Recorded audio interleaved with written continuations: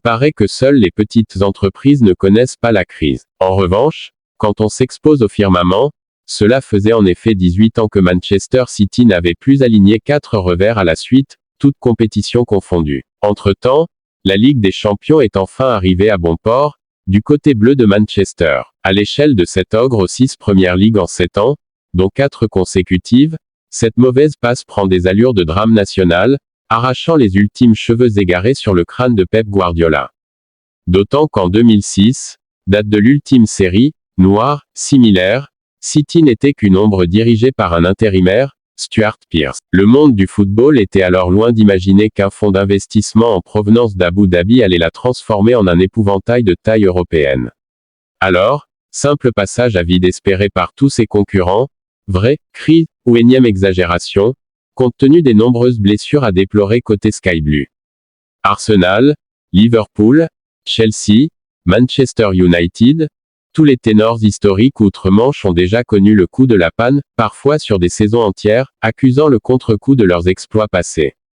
Mais la mainmise des Citizens sur le championnat d'Angleterre lors de la dernière décennie rend leur méforme actuelle surprenante aux yeux des rivaux. Trimballés par le Sporting CP en Ligue des Champions dans la semaine, surpris par Brighton ce week-end, les hommes du « nouveau » divin chauve font preuve d'improbable largesse et Guardiola semble pour la première fois désabusé par la situation.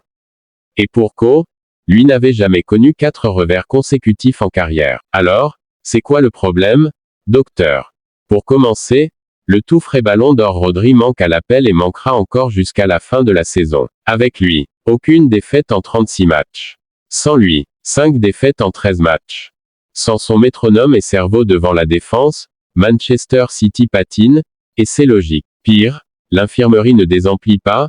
John Stone, cheville, Ruben Dias et Jack Grealish y sont de manière permanente, Oscar Bob y détient un abonnement, Jérémy Doku vient d'y entrer, Kevin De Bruyne en sort tout juste et peine à retrouver ses sensations, Savinho, Kyle Walker et Nathan Ake y ont séjourné, Manuel Akanji flirte avec. Tant et si bien qu'un jeune joueur de l'académie, Jamais Simpson Pucet, 19 ans, a été promu en urgence et lâché dans la fosse au Lyon, directement titulaire en Ligue des Champions aux côtés du défenseur central suisse. Constamment, désormais, Guardiola s'en plaint en zone mixte. À l'issue du retournement de situation à Brighton, par exemple, au micro de la Sky, en ce moment, on est incapable de jouer 90 minutes de haut niveau. C'est la réalité. Il nous manque trop de joueurs. 4 défenseurs centraux manquent à l'appel, notre meilleur joueur est absent jusqu'à la saison prochaine, De Bruyne est loin de son meilleur niveau, Doku s'est blessé, Grealish ne s'en sort pas.